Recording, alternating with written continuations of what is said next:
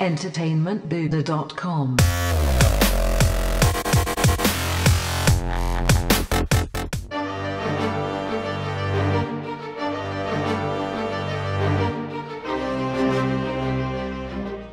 Hey there, zombie lovers. Matt Haywood from entertainmentbuddha.com, back to give you another recap and review of the latest episode of The Walking Dead.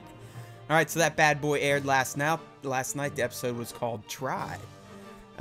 Try was definitely at the heart of the episode. People were trying to impose their will on others. People are trying to get some aggression out.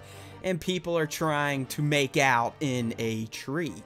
Alright, so let's start off with the recap. Oh, hey, look, Pete the cat's going to join us. Hey, Pete. He'll probably jump up here and make some noise, so just be prepared for that. So anyways, Try opens up with a scene. Deanna and her family are in her house. They're listening to Aiden's Run Mix, which happens to feature a 9 Inch Nails song that kind of plays throughout the beginning of the episode. Not the type of song you want to remember your son to, if you know what I'm talking about. Let me turn off the little Navi fairy here from Zelda. So anyways, it goes on there. Rick and his crew, they're dealing with the fallout as well. Essentially, Nicholas is being interviewed by Deanna, who's telling his recounting of the events, where he's obviously completely lying. And they did a cool thing here. While that's going on, it kept cutting back to Glenn, who was retelling the truth to Rick. So you got Glenn saying, you know, we tried to save Aiden, couldn't. He shot a grenade. Where Nicholas is like, well, Glenn distracted him. That's why he shot a grenade. Glenn wanted to leave. That's why Noah's dead. So on and so forth. So, obviously, we knew Nicholas was a scumbag last week. And I kind of had a feeling he was a scumbag the first time we met him. And he proved it again this week, where Glenn obviously is telling the truth. So there's that. Just it's starting with Gabriel last week, and now Deanna's own people are starting to feed to her, hey, Rick and them aren't the best people. But are they? You know, we've been watching Rick and them all along, so we obviously side with them. But some things happened this episode that may have changed your mind, because it did change Michonne's. Alright, from there we get to see Daryl and Aaron. You know, remember, they're the scout party now. They're out there looking for things, and they see a light in the woods. And they go and investigate it, and what they find is a pile of mutilated body parts. Didn't really look like a walker's body parts. It looked like an actual human's. And then as they walk a little further along, they find a girl tied to a tree that zombies ate her guts out. And what's been curious about all these findings is there's W's etched into their foreheads. Really, throughout this whole episode, you get shots of walkers with a W etched into their forehead. So what does that mean? I don't know. I haven't read the comics. I've seen certain little things. I don't want to get spoilers, so I've avoided them. But essentially, something is happening with this W. You know, maybe it's another group of humans that collect zombies and use them for their own purposes. Who knows? But I have a feeling we will find out during the last episode. Alright, so Daryl and Aaron, they're making all these discoveries. Sasha, she's still all bent out of shape. She hates living there, okay? She just does not like being in Alexandria. She doesn't like being on the defense. She wants to go out and kill. So much that she just heads out on her own and has these little killing sprees. So Michonne and Rosita, they go and look for her. So yeah, I told you Pete would like to get involved. So anyways, as they're out looking for her, they find her, and they're watching her just mow down zombies. She's like, paga, paga, paga, paga. And at first, Michonne and Rosita are like, come on, let's go, you gotta leave. And Sasha's like, no, I gotta do this. And then Michonne is having flashbacks of her violent days with her katana, and she just starts blasting things. And Sasha's like, what are you doing? I don't want any help. And Michonne's like, this isn't for you. I'm going to kill stuff too. So they're like, pa, pa, pa. You got these three ladies getting their aggression out on zombies. Which, again, kind of made the ending curious, but we're not there yet.